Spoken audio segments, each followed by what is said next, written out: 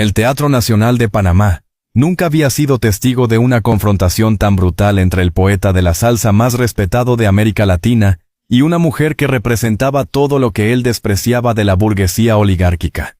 Era una noche de noviembre, y el Festival Internacional de Música y Política Canción Protesta había reunido a los artistas más comprometidos del continente. Lo que comenzó como una celebración de la música social se convertiría en la humillación más devastadora de un intelectual en la historia cultural panameña. Rubén Blades ajustó su guayabera blanca mientras revisaba las notas que había preparado para su conferencia magistral, Arte, Política y Conciencia Social en el siglo XXI. Como el intelectual más respetado de la música latina y excandidato presidencial panameño, tenía la autoridad cultural perfecta para educar sobre compromiso social ante una audiencia de artistas, académicos y activistas. María Corina, presente como parte de un panel sobre voces disidentes en América Latina, tocó discretamente la grabadora que llevaba oculta en su pin de la bandera panameña. Lo que Rubén no sabía era que durante los últimos meses, había estado investigando las contradicciones entre su discurso revolucionario y su vida personal de privilegios financiada por las mismas élites que critica en sus canciones. Distinguidos colegas, comenzó Rubén con su voz grave y su dicción perfecta de abogado. Estamos aquí para hablar de arte comprometido, no de arte complaciente con el poder. Sus ojos recorrieron la audiencia hasta detenerse en María Corina con la seguridad de quien se sabe en territorio intelectual propio. Porque hay una diferencia abismal entre quienes usan la cultura para transformar sociedades y quienes la usan para perpetuar privilegios oligárquicos. La provocación había sido lanzada con la elegancia de un intelectual que nunca dice las cosas directamente, pero que hace que todos entiendan el mensaje. Verán ustedes, continuó Rubén, paseándose por el escenario con la solemnidad de un catedrático.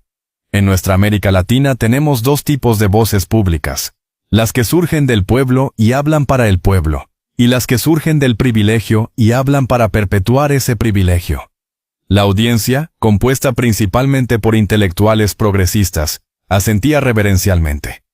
Yo he dedicado mi vida a cantar las luchas del barrio, las injusticias sociales, la resistencia popular, porque entiendo que el arte sin conciencia social es simple entretenimiento burgués. Se dirigió sutilmente hacia donde estaba María Corina. Por eso me produce una profunda tristeza ver cómo ciertos sectores de la llamada oposición democrática utilizan el lenguaje de la libertad para defender intereses económicos de élite. El ataque intelectual había sido refinado pero letal. ¿Pueden ustedes imaginar la contradicción de hablar de democracia mientras se pide intervención extranjera? ¿De hablar de derechos humanos mientras se apoya el bloqueo económico que mata niños? La audiencia murmuró aprobación. María Corina había sido retratada como la antítesis del arte comprometido. Porque señoras, Rubén elevó la voz con pasión controlada. Una cosa es la resistencia auténtica que surge de las entrañas del pueblo, y otra muy distinta es la resistencia de salón que se articula desde Penthouse de Miami. El insulto final había sido devastador en su elegancia intelectual. Cuando María Corina pidió la palabra, nadie esperaba que la oligarca pudiera responder al nivel intelectual del maestro Blades. Maestro Rubén, dijo con respeto pero firmeza, admiro profundamente su música y su compromiso social, pero me pregunta por contradicciones, y yo tengo una para usted. ¿Cómo concilia cantar plástico mientras vive en una mansión de plástico? El silencio en el Teatro Nacional fue inmediato. Rubén parpadeó, claramente desconcertado por la referencia específica a una de sus canciones más emblemáticas. No entiendo a qué se refiere, señora. Me refiero, María Corina se puso de pie, a que usted critica la superficialidad y el materialismo en sus canciones, pero vive en una mansión de $4 millones en Coral Gables, diseñada por el mismo arquitecto que construye casas para narcos. El público intelectual se removió incómodo. Esta no era la respuesta que esperaban. ¿Puede explicar cómo alguien que canta sobre la pobreza urbana puede permitirse una casa con 12 habitaciones y piscina infinita? Rubén intentó mantener su compostura intelectual.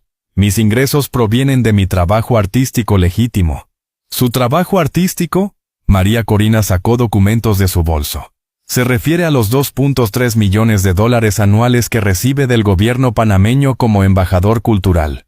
La bomba había explotado. La audiencia no sabía que Rubén recibía un salario millonario del Estado. ¿O se refiere a los $500,000 que cobra por concierto privado para celebrar cumpleaños de oligarcas mexicanos? Mostró contratos firmados por el propio Rubén. Maestro, usted critica el capitalismo salvaje mientras cobra más por una hora de música que lo que gana un trabajador panameño en 12 años. Permítame ser más específica sobre sus contradicciones, maestro, dijo María Corina, caminando hacia el centro del escenario con la confianza de quien ha hecho su tarea. Usted escribió Buscando América, criticando la pérdida de identidad latinoamericana, pero según estos documentos del IRS, tiene ciudadanía estadounidense desde 1994, y declara impuestos como residente de Florida. Rubén se tensó visiblemente. ¿Cómo concilia Buscar América mientras es legalmente estadounidense para efectos fiscales? Mostró documentos tributarios hacia la audiencia académica. Y aquí tengo algo más interesante. Usted posee acciones por valor de $8 millones en Chevron, la misma petrolera que critica en sus canciones por explotar recursos latinoamericanos. La hipocresía era total y documentada. Maestro Rubén, usted no solo critica al sistema capitalista, se beneficia de él mientras vende resistencia como producto de exportación. La audiencia intelectual estaba en shock. Su ídolo cultural estaba siendo desmontado meticulosamente. ¿Y sabe qué es lo más triste?